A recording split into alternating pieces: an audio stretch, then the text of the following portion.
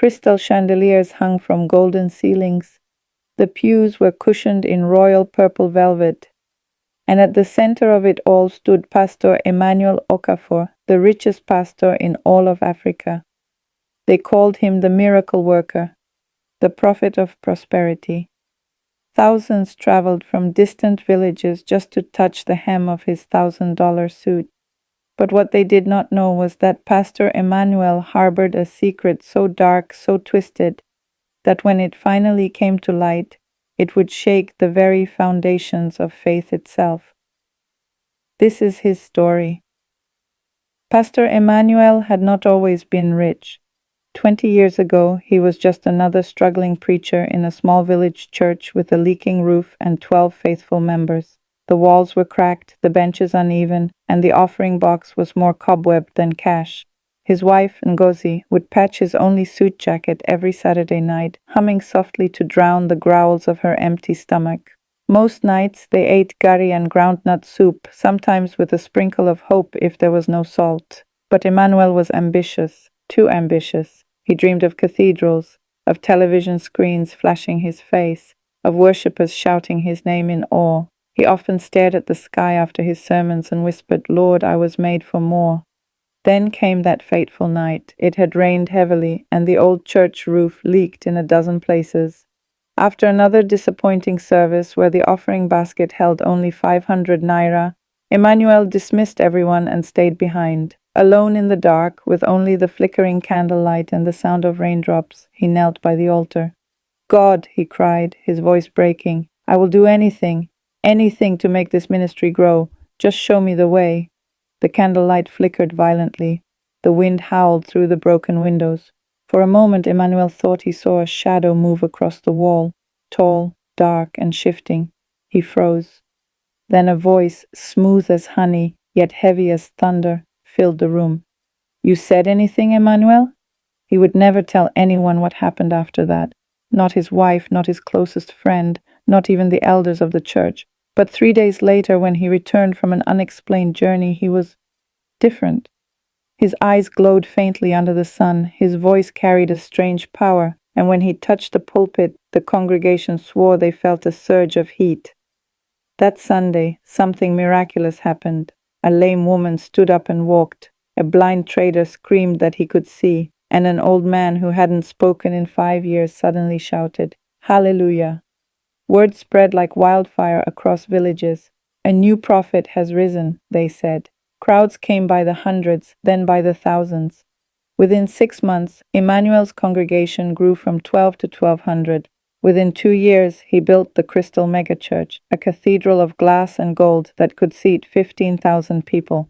Cameras rolled during every service, broadcasting his miracles across the nation. His voice echoed through satellite networks. His name trended on social media, and his face smiled from billboards and magazines. Private jets, luxury cars, wristwatches that cost more than his old church. His mansion had 27 rooms, each decorated with imported marble. He built schools, hospitals, and even a university, all bearing his name. And the miracles never stopped. Every Sunday someone was healed. Every Wednesday a business prospered. Every Friday a barren womb opened. People left their crutches, wheelchairs, and doubts at the altar. Pastor Emmanuel became untouchable. Politicians sought his endorsement before elections. Billionaires begged for his prayers. Foreign pastors flew in to learn his anointing. But amid the glory and glitter, one woman watched him with growing unease. Her name was Agnes, the church's head usher. She had served since the village days, loyal, quiet, and observant. She noticed everything. The pastor's subtle changes, the way his eyes darted whenever someone mentioned fasting, the strange new assistants who always followed him around, and the mysterious black car that picked him up on certain moonless nights. To others, he was the man of God. To Agnes, something about him no longer felt divine. And one stormy night, when she decided to follow him after service, she would uncover the secret that would shake the entire church to its foundation. Agnes had worked in Crystal Megachurch from the very beginning. She remembered when Pastor Emmanuel was kind and humble, his prayers were simple, and his words came straight from the heart. But now something about him felt wrong. He had changed. It started slowly. He began leaving the church every Thursday night, saying he needed to pray alone. No one was allowed to follow him, not even his security team.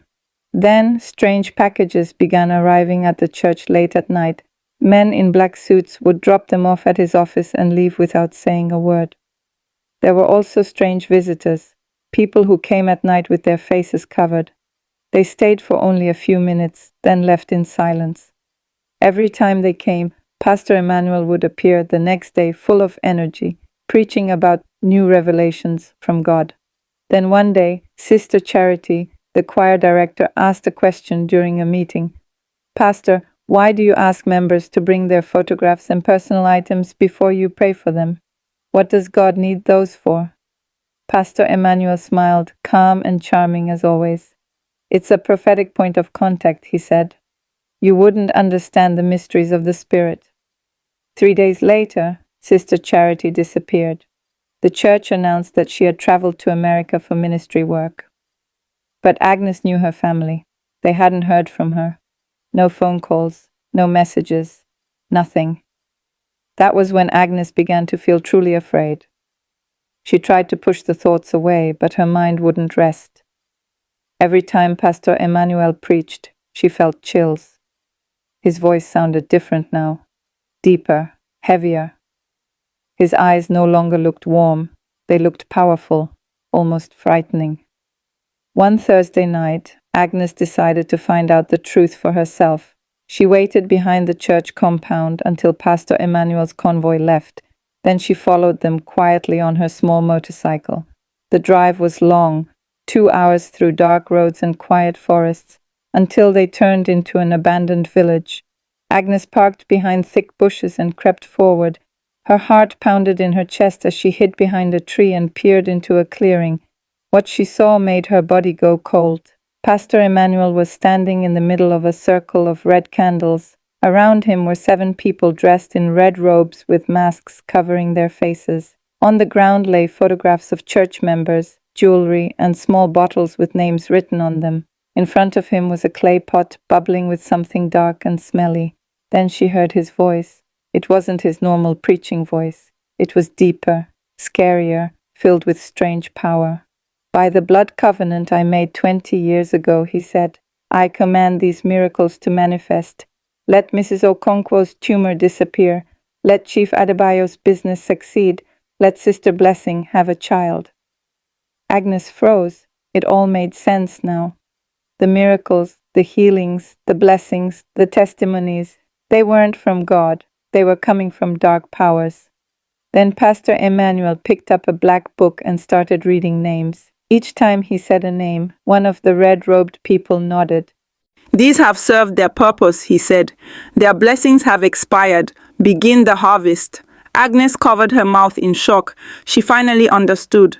The people who received miracles were being used. Their blessings didn't come for free. Their lives were the price. When their time was up, they would suffer again, lose everything, or die. It was a terrible, never-ending cycle. Then, crack! A branch snapped under her foot. Pastor Emmanuel's head turned sharply. His glowing red eyes met hers through the darkness. They weren't human. "Seize her!" he shouted, his voice echoing through the trees. Agnes screamed and ran as fast as she could into the forest. Branches scratched her skin and thorns tore at her clothes, but she didn't stop. Behind her, she could hear footsteps chasing her. She didn't know where she was running to, only that she had to survive. Because now she knew the truth about Pastor Emmanuel, and the truth was deadly. For 3 days, Agnes hid in her cousin's small village, far from Lagos. She was afraid to go outside. Every sound made her jump. She knew that if Pastor Emmanuel found her, she would disappear like Sister Charity and the others who had asked too many questions. But Agnes also knew she couldn't keep quiet. Too many innocent people were trapped in Pastor Emmanuel's lies. People who didn't know their miracles were coming from dark powers. On the 4th day, she made up her mind. She would tell the world the truth, even if it cost her everything. She called her old friend Emeka, a journalist who worked for a big newspaper. When they met in a quiet cafe, Agnes told him everything she saw in the forest. At first, Emeka didn't believe her. He laughed nervously. Pastor Emmanuel Okafor, the man who prayed for the president, the pastor who feeds the poor? Agnes, are you sure? I have proof, Agnes said, pulling out her phone. She played the video she had recorded that night, the red candles, the people in red robes, and Pastor Emmanuel's voice chanting those terrible words. Emeka's smile disappeared. He stared at the screen, speechless. This is huge, he whispered. If this is true, it will destroy everything. The church, the businesses, the politicians connected to him. Agnes nodded. I know, but it has to be done. They worked together on the story. Emeka wrote carefully and planned to publish it the next week. For the first time, Agnes felt a little hope. She believed the truth was finally coming out. But Pastor Emmanuel was one step ahead. That Sunday, during the church's live broadcast watched by millions, Pastor Emmanuel stood at the pulpit, crying. The cameras showed tears rolling down his cheeks as he spoke in a soft, sad voice. My beloved congregation, he said, there is a Judas among us. Sister Agnes, our head usher, has been spreading terrible lies about this ministry. She has created fake videos and joined enemies of the gospel to destroy God's work. The church gasped. Some people shouted in anger. Pastor Emmanuel raised his hands and continued, I have tried to pray for her, but she refuses to repent. So today I make a spiritual decree. Anyone who supports her or believes her lies will face divine punishment. The crowd cheered and clapped for their pastor. Social media went wild.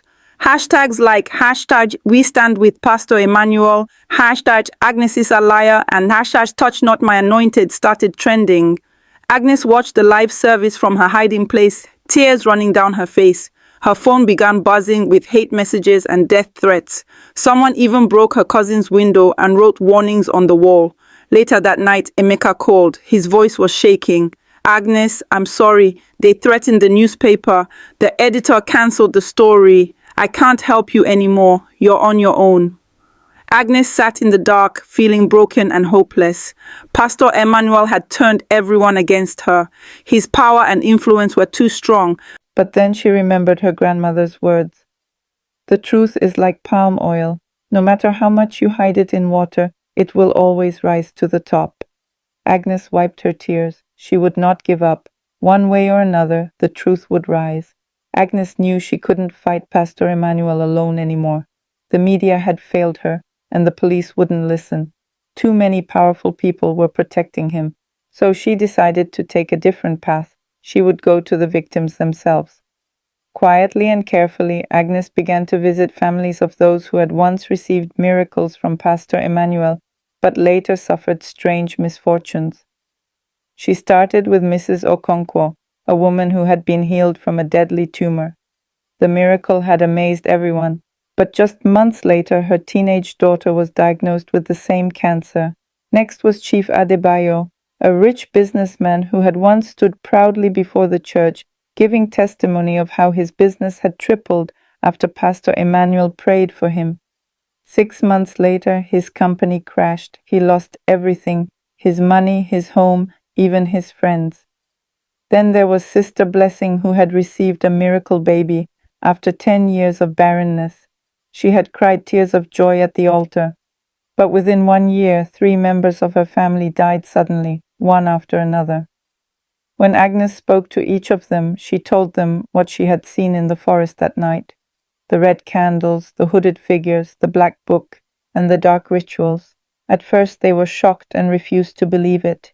But when they looked at their own lives, they started to see the pattern. These blessings came at a price. Soon, Agnes gathered 53 people who had all suffered after receiving miracles. They met secretly in a small, abandoned church deep in a rural village. The air was thick with sorrow and anger. Agnes played the video she had recorded that night in the forest. As the images appeared on the wall, Pastor Emmanuel standing in a circle of red candles chanting strange words. People gasped, wept, and prayed. One woman cried out, "He used us. He used our pain for his power."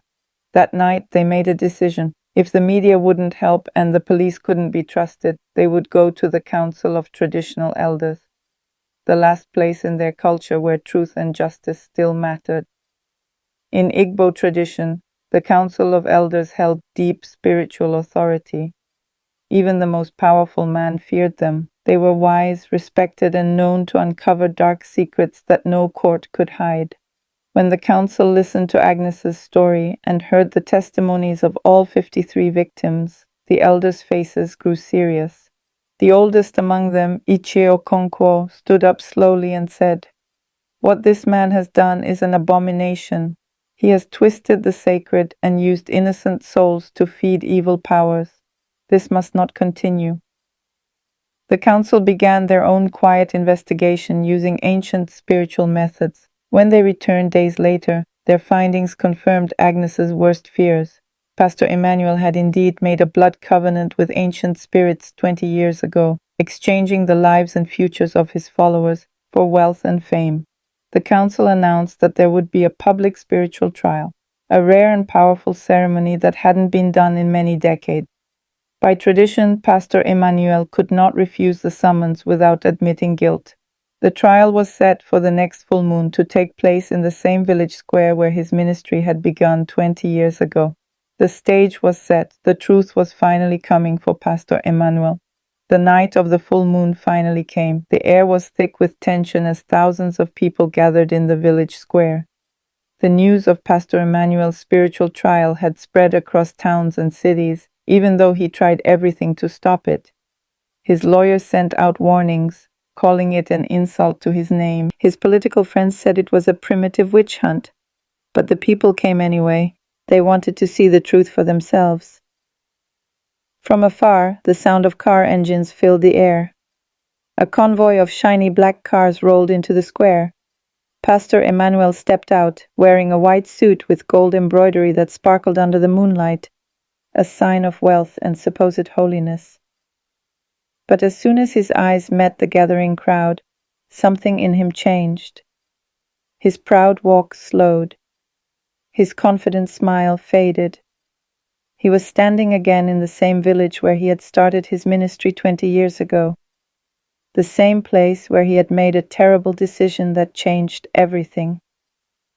At the center of the square stood Ichio Okonkwo, the oldest and wisest member of the Council of Elders. Around him sat 12 other elders, each holding a carved wooden staff, symbols of ancient authority passed down through generations. Ichio Okonkwo raised his voice, which carried over the silent crowd. "Pastor Emmanuel Okafor, you are accused of making blood covenants with dark powers, of trading the lives of innocent people for wealth and fame, and of twisting the sacred duties of your calling. How do you answer?" One of Pastor Emmanuel's lawyers stepped forward, holding a file. "This gathering has no legal right." But Ichie Okonkwo lifted his hand firmly. "This is not a court of man's law," he said. "This is a spiritual reckoning. Only the accused may speak." For a moment, Pastor Emmanuel stood still. Then he suddenly laughed, a cold, bitter laugh that made people uneasy. "You think you can judge me?" he shouted. "I built an empire. I healed the sick. I made barren women conceive. What have your old traditions done for anyone?" From the crowd, Agnes stepped forward, her voice steady but full of emotion. "You didn't heal anyone," she said. "You used dark powers that demand payment. Every miracle you performed came from stolen lives, borrowed time from someone's future." Pastor Emmanuel's smile twisted. His eyes turned dark, and for a brief moment, a shadow seemed to move behind them.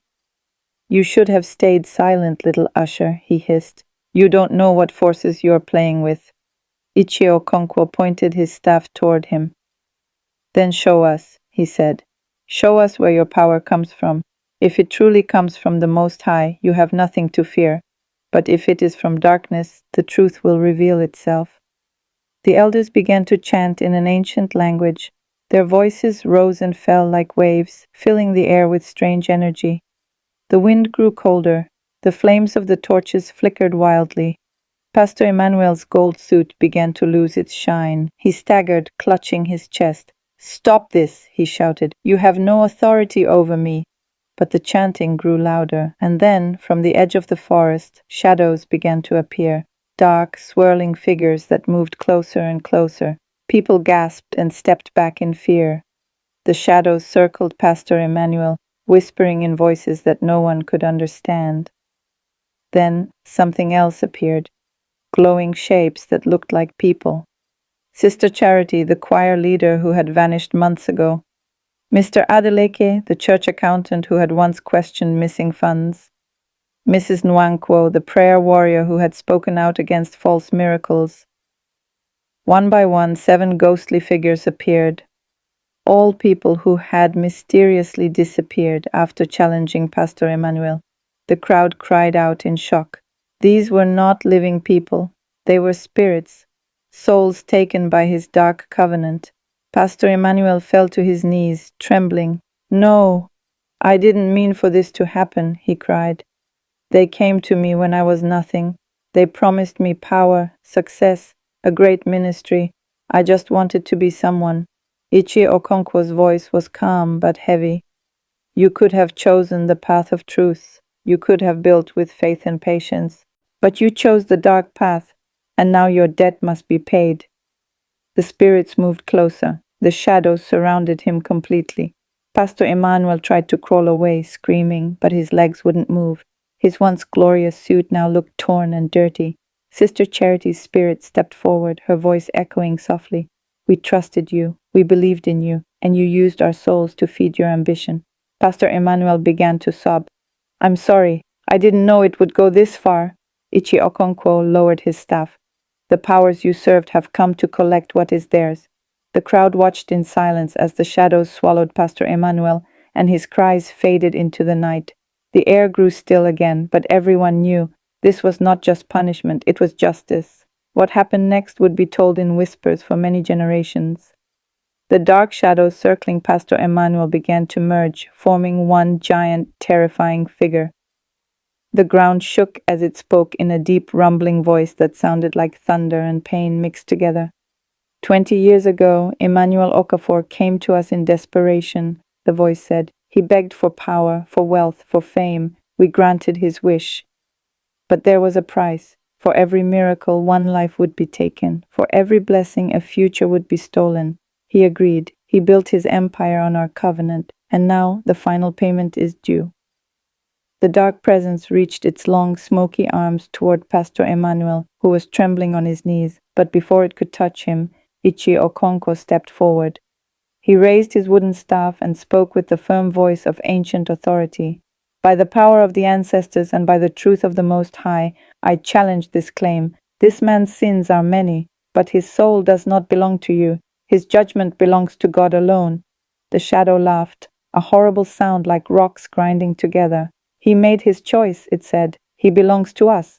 Then from the crowd a woman's voice cried out, "No, he is not yours." Everyone turned. It was Ngozi, Pastor Emmanuel's wife. She had been silent all night, her face pale with sorrow and betrayal. But now she stepped into the circle with courage burning in her eyes.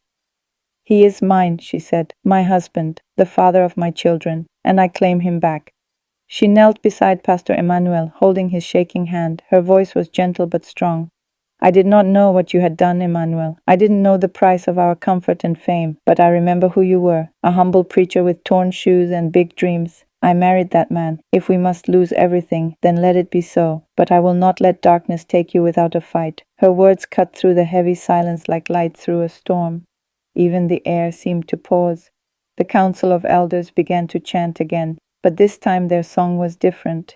It was not a chant of judgment. It was a prayer of redemption. A prayer for breaking covenants made in secret places. Slowly, the crowd joined in, their voices rising like waves of hope. Then something unexpected happened. The families of Pastor Emmanuel's victims, those 53 people who had suffered because of his actions, began to step forward. One by one, they spoke words of forgiveness. "I forgive you," said Mrs. Okonkwo, tears rolling down her cheeks. "For my daughter's sake, for my own peace, I forgive you." "I forgive you," said Chief Adebayo, his deep voice trembling. "May God have mercy on both of us."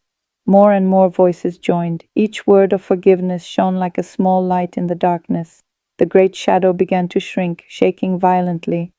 The spirits of Pastor Emmanuel's victims, including Sister Charity and the others who had vanished, started to fade peacefully, finally released from their suffering. The giant shadow roared in fury and lunged at Pastor Emmanuel one last time.